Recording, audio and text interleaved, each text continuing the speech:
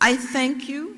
I thank you for giving me this very great opportunity. And it started, of course, when you gave my father the opportunity to come to this great country with, again, you heard me, his $1.75. And that's what started the trajectory of my life, where I became, of course, a Marine, a business owner, CEO of certain organizations, and then a delegate, and now lieutenant governor, second in command.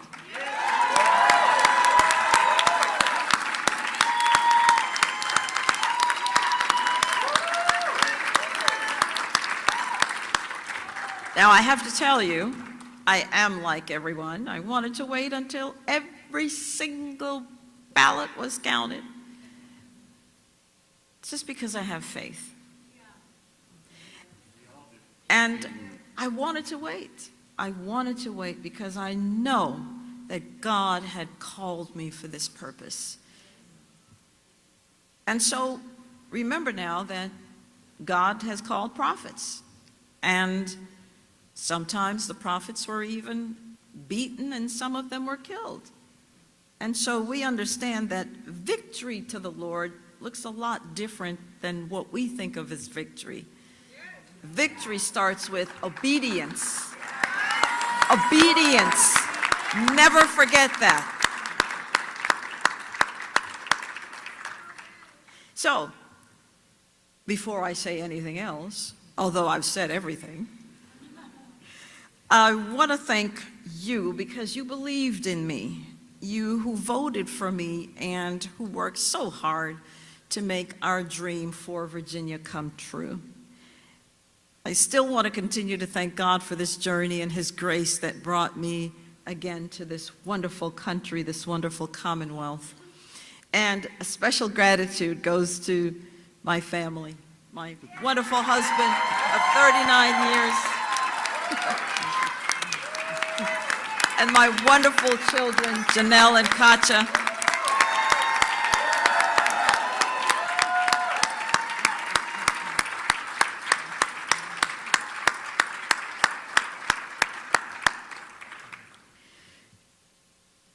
I have to tell you, I think I learn more in a loss than I ever do in a victory. And I think there's just something about that, and it builds you. It's either going to tear you apart or it's going to build you. Well, I don't tear apart. I have God. I don't tear apart.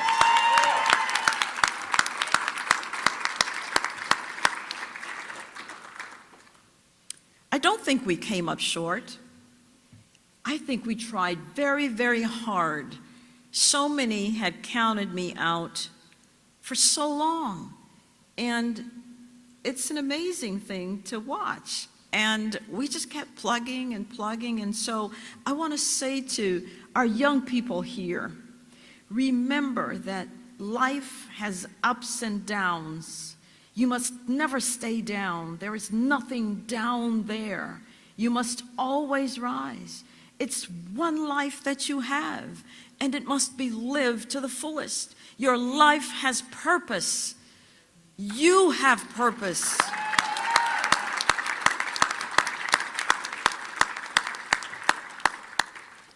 I have just called Abigail, and she did not answer, and she doesn't have to answer. No, she doesn't have to answer. I think she's busy. So it went to voicemail, and I left her a voicemail, and I asked her to please consider all of us Virginians, that she will represent all of us and not just some of us. And I wished her success. If she is successful, Virginia will be successful. That's what I wish for her. And I asked her to support policies that will unite us, that will not divide us, that will strengthen our families and keep us safe. And that if I can ever be of help doing that, I'm here. I'm ready to volunteer. After all, apparently I have nothing else to do.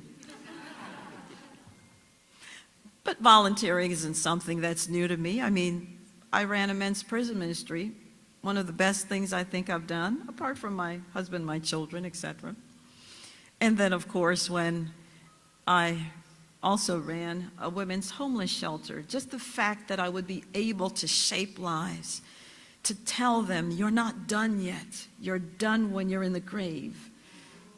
But until then, God has given you breath, and you must use it.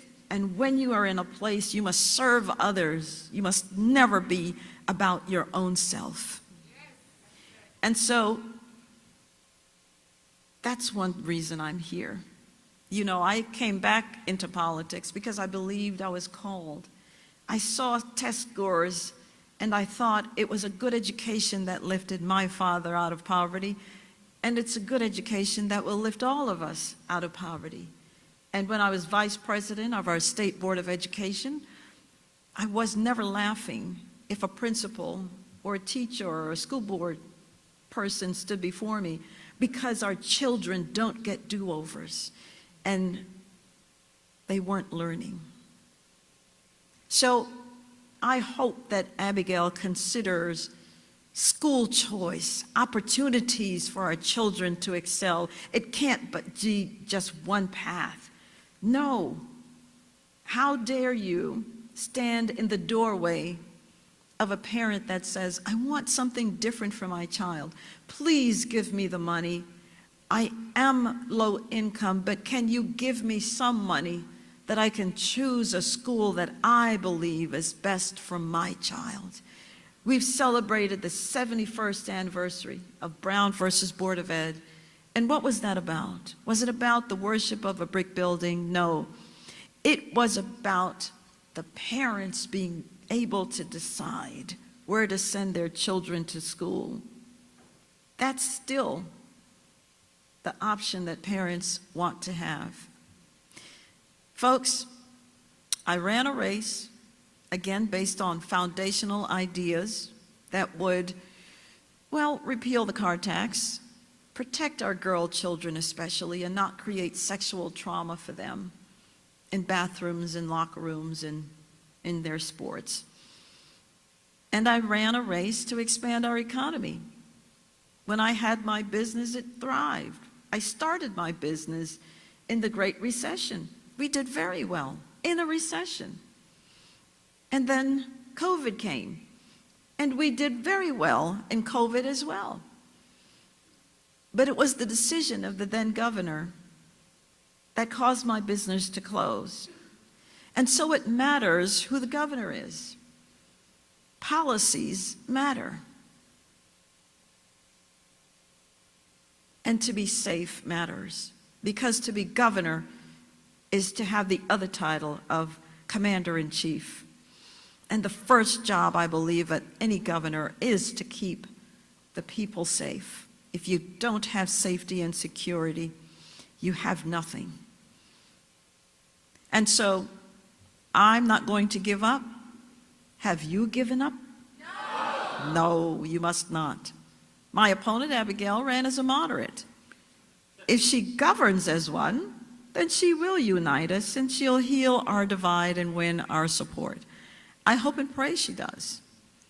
But all should note, I don't consider this a loss, because remember, I've always said this: I'm a Christian first and a Republican second, and that's the way it always will be, because no political party has ever given their life for me.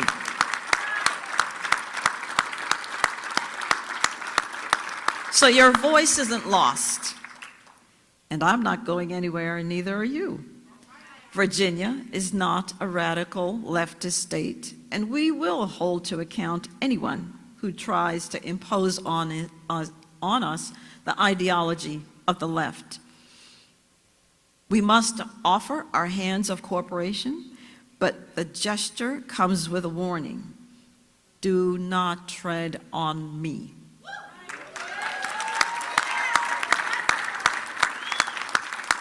The wind belongs to God, He has ordained all that is and will be, and he wants his children to live in peace.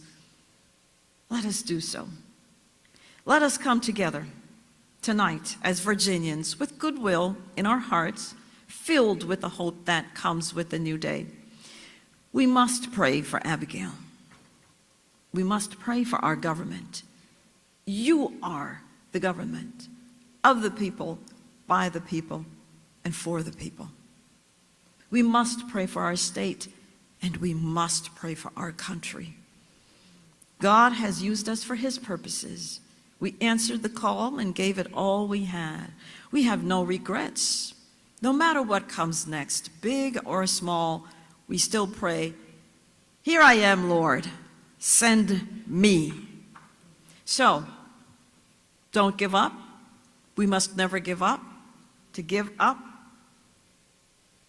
is to give up.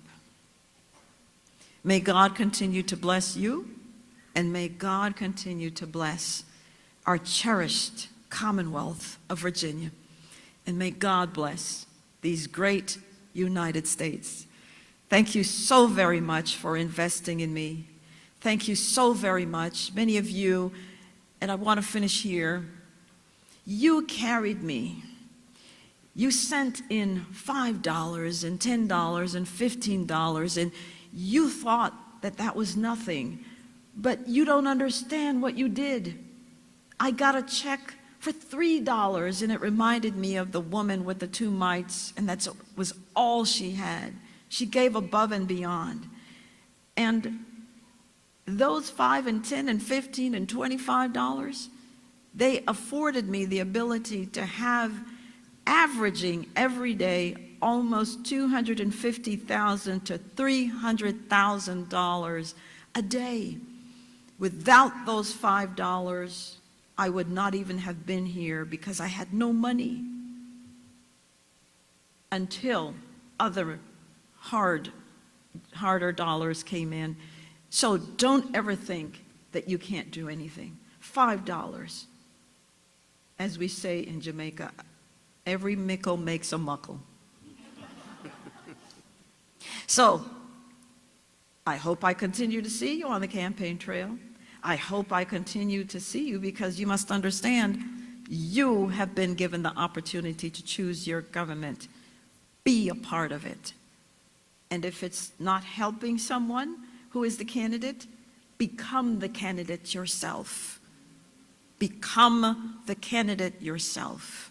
So, thank you all. Thank you, and have a great night. God bless you.